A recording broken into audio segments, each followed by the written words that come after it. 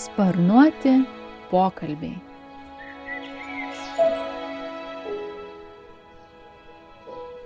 Sveiki. Kai žiema ateina, o šaltis sukausto upes ir ežerus, kai kurie paukščiai įskrenda į šiltuosius kraštus. Bet kiti lieka čia, atkakliai kovodami su gamtos iššūkiais. Kas jie? Kaip jie sugeba išgyventi atšiauriomis sąlygomis ir kaip mes galime jiems padėti? Čia Lietuvos ornitologų draugijos tinklalaidė Sparnuoti pokalbiai. Ir aš, Justina Kuliešė. Dar prieš netikėtus didelius šalčius turėjau pokalbį su Lietuvos ornitologų draugijos ornitologu Robertu Akstinu. Tada net neįtariam, kad ši visą laiką buvusi šiltesnė negu įprastai žiema dar pasirodys visų gražumu su dviženkliu minusu. Robertas yra aktyvus ornitologas ir bitininkas, žinomas dėl savo dalyvavimo paukščių stebėjimo renginiuose ir edukacinėse veiklose. Jis prisideda prie visuomenės švietimo apie paukščius, skatinamas paukščių stebėjimą ir apsaugą šalyje. Kviečiu pasiklausyti mūsų pokalbio apie žiemojančius paukščius.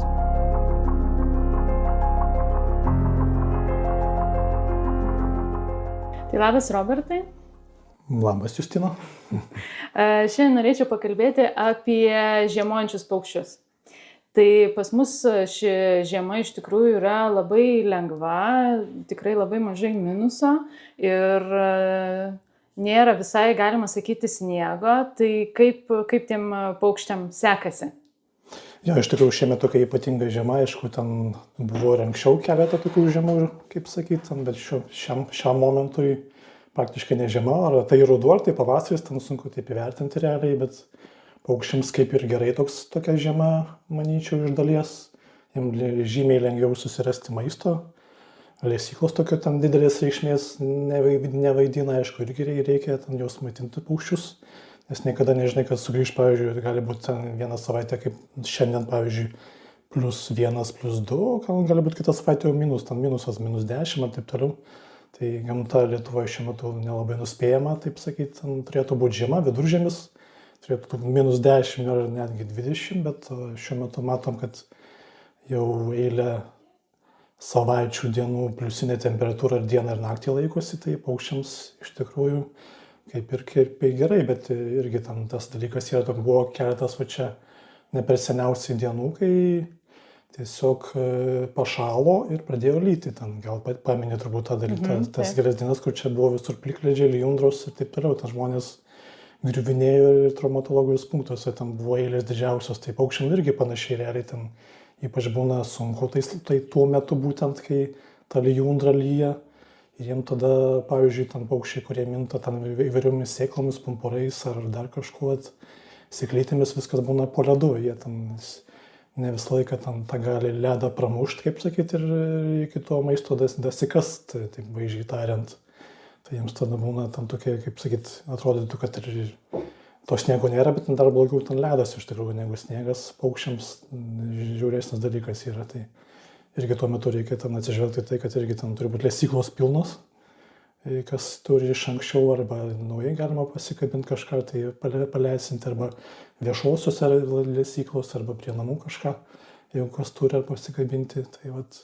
reikia stebėti gamtą ir žiūrėti, kaip ten tiem paukščiams sekasi ten ir geriausia, aišku, stabiliai ten maitinti paukščius, kai prasideda ten ta vadinama žiema, šiemet jos tokios labai to išreikštos nėra. Tai realiai nuo gruodžio pradžios ten, arba nuo lapkričio pabaigos, kai jau ta baigėsi paukščių vadinama migracija pagrindinė, ten praktiškai lapkričio pradžio jau kaip iš esmės baigėsi, ten pradeda migruoti jau šiaurinių kraštų, čia pas mus atsiranda mėtiniai, jau senai būna išliekę. Tai va, tuo metu reikia sekti tos dalykus ir padėti paukščiam. Tai amžinasis klausimas, kada pradėti, kada baigti? Jeigu čia žiūrint taip standartiškai, reikia pradėti dažniausiai kaip jau atšala, būna minusinė temperatūra arba konkrečiai pasninga, arba galima pradėti kaip ir, nežinau, šiemet pradėjau lapkričio kažkur vidury, bet irgi dažniausiai pradedu lapkričio antroje pusėje arba gruodžio pradžioje, priklausomai nuo metų, nuo oro temperatūros. Tai čia irgi toks plaukiantis dalykas yra. O pabaigti reikia irgi panašiai, kovo pradžioje, vasario pabaigoje, bet irgi priklauso nuo orų. Geriau truputėlį vėliau palaukti, jeigu tas maistas būna maža ką, gal ten būna irgi tų pavasarių įvairių, būna ir kovo mėnesį, net ir kartais ir balandį prisninga netikėtai ir tie paukščiai paskui ten turi ką daryti, jau grįžę iš šiltų kraštų pas mus ir ten tenka jiems kažkur glaustis ir vat tokiu atveju labai pagelbėtumėt, kad dar nesudėjom tų lesyklų ten kažkur į sandėlius ar kažkur nepaslėpėm ar neišmetėm. Ir taip pat išgelbėtum ne vieną gyvybę tų paukščių ir tie mums tikrai padėkotų giesmėmis už tai ir čiulbėjimu. O kaip daryti tuomet su vandens paukščiais? Ar reikia juos lesinti žiemą? Žiemą taip ir visokių ten nuomonių apie tai yra, bet pagrindinė yra ta, kad ten geriau jų nelesinti. Bet jeigu lesini, tai geriau tikrai ne batonų ir ne duoną, bet duoti grūdų, įvairiausių kukurūzų, dar kažko tai ir šiaip ten tik tai, jeigu pradedi, tada irgi reikia ten, nežinau, priklausomai, pavyzdžiui, kaip mieste būna, dažniausiai taip tokie būna pliūpsniais, tokie maitinamai paukščių. Dažniausiai savaitgaliais žmonės turi laiko ten arba po darbo, ten, bet dažniausiai, kaip sakyti, maždaug darbo dienomis ten palyginus su savaitgaliais, ten šeštadienį, sekmadienį, tai yra 3 kartų maždaug skirtumas to maisto, kaip sakyti, davinių arba kiekių, kur jie sumaitinama paukščiams. Va, taip. Tada išvažiuoja, ten žmonės ten vaikšto, ilsisi su vaikais, ten vaikam pramoga yra pamaitinti paukštukus, ten antis kokias ar gulbės, ten prie įvairių, kaip sakyti, telkinių ar upių ar ežerų ir jie tada taip, kaip sakyti, tam tokia pusiau ir pagalba ir gaunasi iš dalies edukacija vaikams, ten paukščius pažinti ir juos mylėti, kaip sakyti, ir neskriausti, kad suprastų vaikai, kad ten reikia padėti paukštukams, kai sunku. Iš kitos dalies ten būna tuos paukščius ir iš tikrųjų permaitina, ten, ypač tie, kurie ten, pavyzdžiui, duoną ar batonų maitina, kai grūdais ten palyginus dar dabar jau daugėja tas sąmoningumas žmonių, kad batono ar duonos nelabai galima duoti jiems nebent iš bėdos, kai jau nėra ką duoti konkrečiai, neturi ko, tai jau jeigu labai šalta, arba paukščiai badauja, matosi, kai ten būna šalta žiema ir neįskridę, tada galima iš bėdos, kaip sakyti, ir duoną duoti ar batoną, bet čia jau, kaip sakyti, kraštutinis atvejis, geriau to nedaryti, o duoti jiems, kaip sakyti, grūdų, arba galim net ir kai kurie žuvimis maitina paukščius, nes ten tos pačios antys puikiai ten žuvytės lesa, ten jos daugiau gal, kaip sakyti, žolėdės, ten žolelėsės, ten susiranda ir kito lesalo, ten kai žmonės jų nemaitina puikiausiai, jeigu ten nėra baisiai šalta žiema ir niekas neužšalė. Bet geriausiai maitinė, taip, visą, nesvarbu kokie paukščiai. Jeigu pradedi, tai tada turi ten turėti, kaip sakyti, madą, ten geriausia tai daryti ten 2 kartus į dieną, jeigu matai, ten, kad viskas, kaip sakyti, paukščiai tą lesyklą ištuština ryte ir vakare, nes paukščiai pagrindė maitinasi, kai atsibunda, būna alkani, kai po šaltos nakties ten jiems reikia energijos, kurį laiką, kelias valandas pasimaitina, paskui ten kažkur ilsisi, dar kažką kitur lesioja, kokius, pavyzdžiui, akmenukus, gastrolitus ar kitus ten sėklytes kažkokias randa, vieną kitą kokį variuką suranda, jeigu ten būna atšilimas arba kažkur tai pasislėpusi ten būna susiranda ir tada vakare prieš porą valandų prieš temstant, saulė leidžiantis irgi paukščiai vėl prieš naktį maitinasi intensyviai, kad naktį ten būtų jiems nešalta, ten ir būtų energijos ten, nes jie ten didelis pas juos, kaip sakyti, energijos sunaudojimas ir jie turi tą papildyti. O žiemą būna trumpos dienos, tai dėl to turi intensyviai maitintis, kad atstatytų tą pusiausvyrą, nežūtų paskui ten. O tuomet pereinant prie pačių paukščių, kokie paukščiai lieka žiemoti Lietuvoje? Šiaip priklauso, aišku, nuo žiemos, šiemet tokia ypatinga žiema, realiai ten nemažai tų paukščių rūšių yra likę, bet jeigu žiūrint standartiškai, tai dažniausiai lieka tokie, kaip sakyti, artimieji migrantai, ten kaip pavyzdys, ten pavyzdžiui žvirbliai, apskritai ar balandžiai kokie ten ar varnos ten labai toli nemigruoja, ten praktiškai vietoje, kaip sakyti, kur gyvena ten ir lieka žiemoti. Arba būna, aišku, kai varnos kokios pasitraukia iš šiaurių atskrenda pas mus, mūsų vietinės pasitraukia piečiau, bet irgi čia labai priklauso nuo aplinkybių. Ten, kadangi orai, klimatas šyla, tai ten dauguma paukščių kaip lieka ten savo gyvenvietėse, ten savo teritorijose, biotopuose konkrečiai. Tai realiai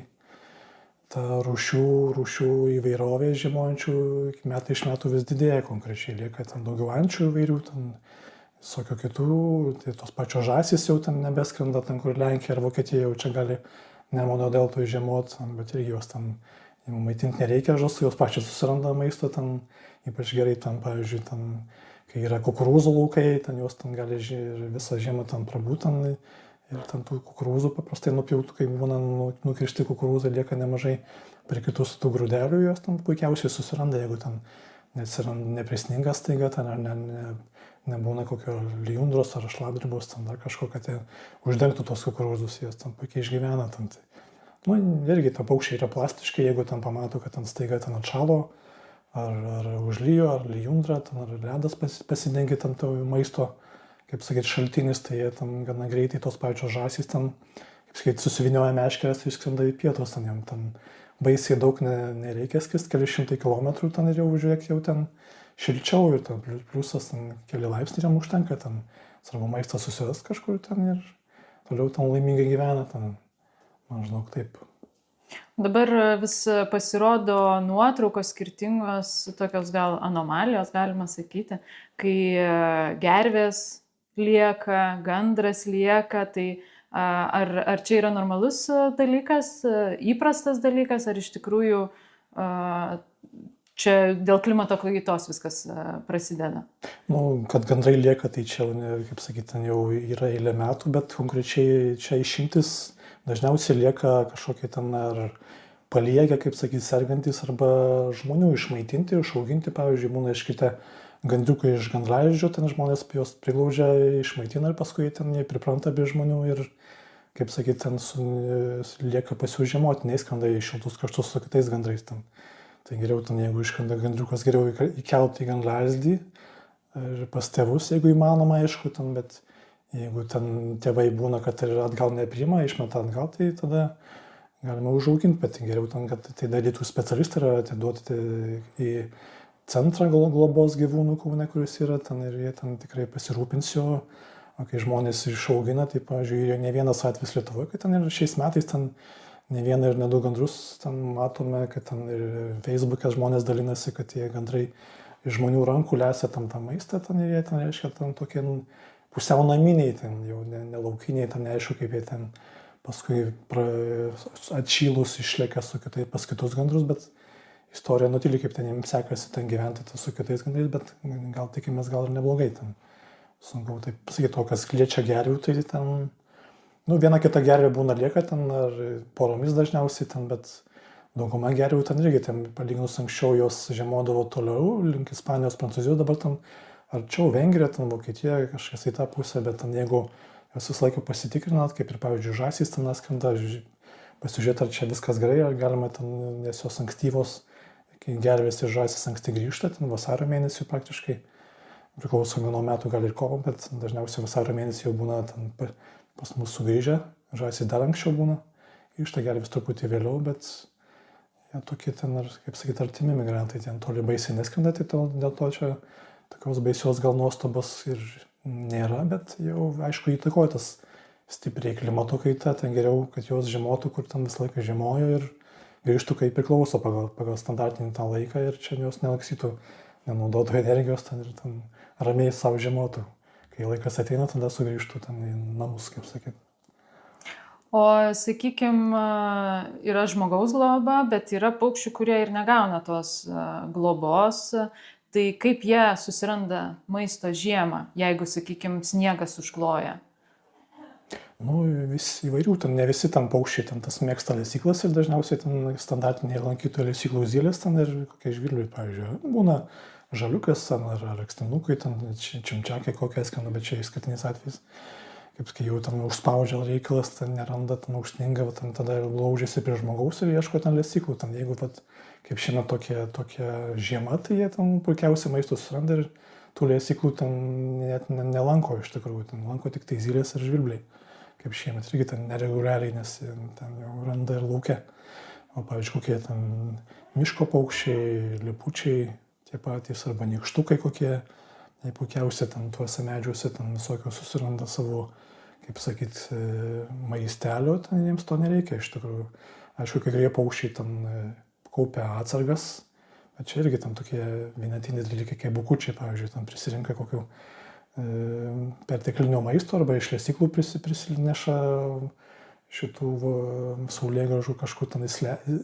įslapsto po medžių kamienais, ten, ta prasme, už žievelės kokios ir paskui ten tos savo, kaip sakyt, sandarius susiranda ir susimaitina, bet nebūtinai ne kažką pamiršta, kažką kiti paukščiai suranda, bet tokios didelės bėdos nėra dažniausiai, jeigu ten jau baisiai atšalo tie ten tai paukščiai, dažniausiai būna jau išskridę arba pasitraukia ten jie ir, nu, įvairių situacijų iš tikrųjų būna, čia kiekvieną reikia atskirai žiūrėti ir taip visą laiką, jeigu ką reikia paukščiam padėti, jeigu matom, kad kažkas nutiko ten netikėto, pavyzdžiui, pas juos atšalo ar užsnigo, tada gelbėjom. Žinau, kad yra migrantų, kurie pas mus atvyksta žiemoti. Tai ar dėl šiltos žiemos gali būti, kad jie nebeatskrenda? Nu, kaip pavyzdys, pavyzdžiui, šiemet svirbeliai pasirodė tik tai šiom savaitėm, o visą žiemą, tai vadinama, ten šią jų praktiškai nieks beveik ir nematė iš tikrųjų. Šiom tik tai šią ir praeitą savaitę ten jau tai vienoje, tai kitoje vietoje Lietuvos ten nėra jų daug, bet ten atsiranda. Bet tai reiškia, kad jie susiranda maisto savo ten tuose šiauriau kažkur tai rajonuose, nebūtinai savo gyvenvietėse, kaip sakyti, ant savo biotopuose. Tiesiog jie tam nereikia toli skristi, tada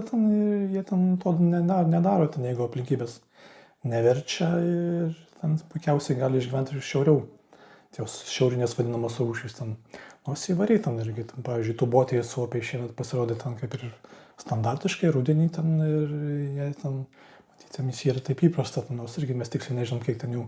ten liko šiaurė, reikėtų pasižiūrėti ir tada tiksliai galėtumėm pasakyti kažką konkrečiau, bet šiaip ten paukščiai yra plastiški, ten žiūri pagal aplinkybės, ten tie turi vadinamieji ten netolimieji migrantai, pavyzdžiui, gandrai ir tolimieji migrantai, tai jie ten jau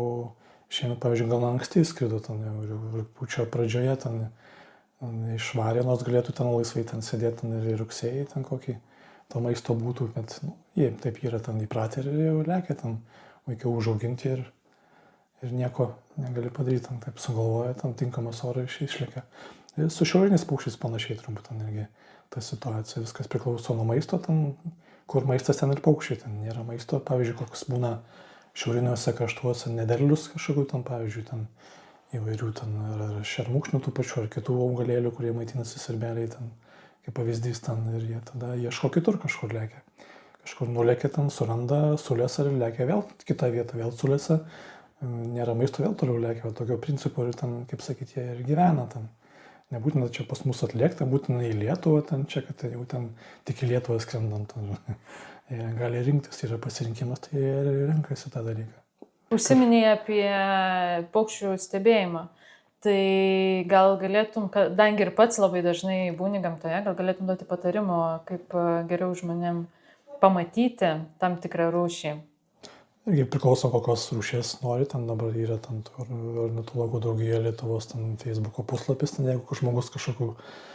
rūšių nepažįsta, ten ar iš knygutė negali atskirti, nes yra labai panašių, kaip sakyti, ten viena į kitas kai kurios rūšys, tai gali ten pasidalinti nuotraukomis arba ten aprašymu, tada galėtų ten specialistai patarti, kas ten per rūšis, ten identifikuoti konkrečiai. O patiems žmonėms ten standartiškai ten prie lesyklėlių ten daugumoje paukščiai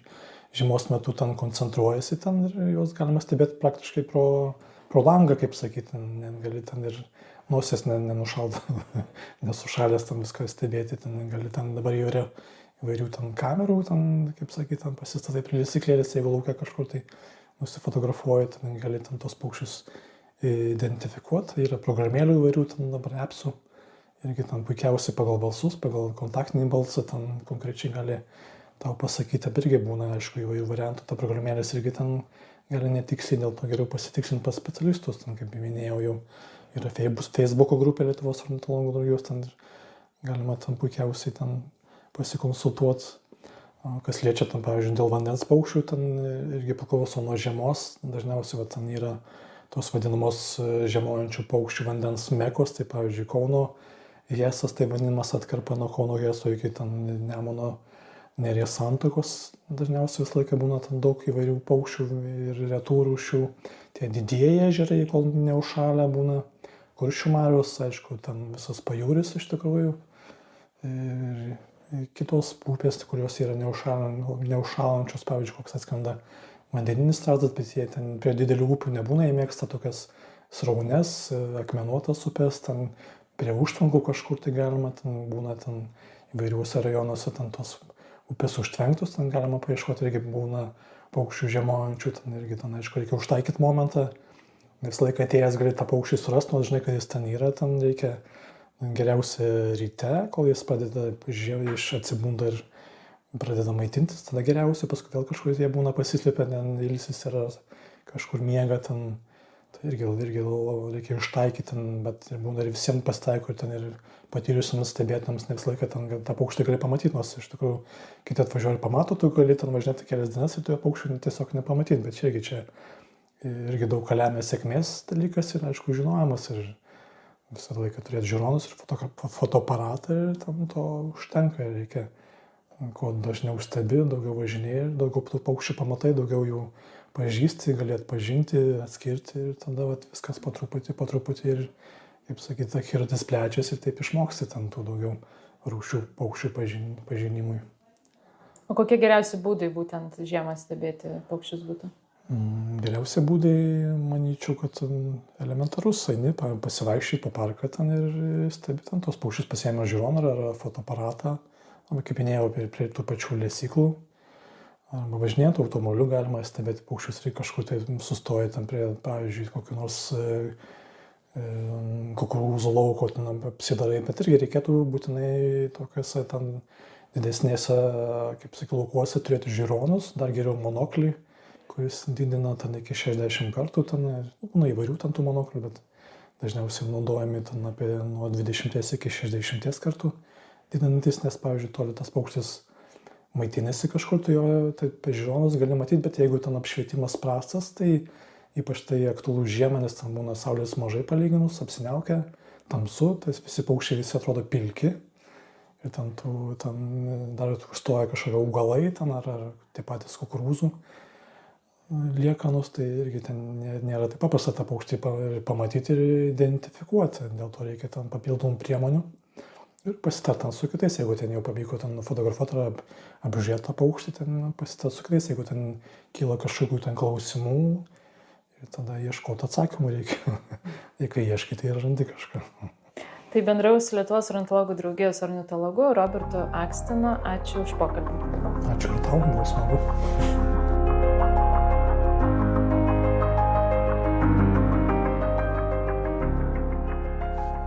Ačiū, kad klausėte. Kviečiu neužmiršti pasirūpinti sparnuočiais, juos leisnant šaltuoju metų laiku ar įrengę inkilus. Na, o jeigu norite prisidėti prie paukščių apsaugos, galite skirti savo 1,2% paramos Lietuvos ornitologų draugijai. Daugiau sužinoti apie Lietuvos ornitologų draugiją galite BirdLife LT ir Facebook paskyroje. Iki kitų susiklausymų.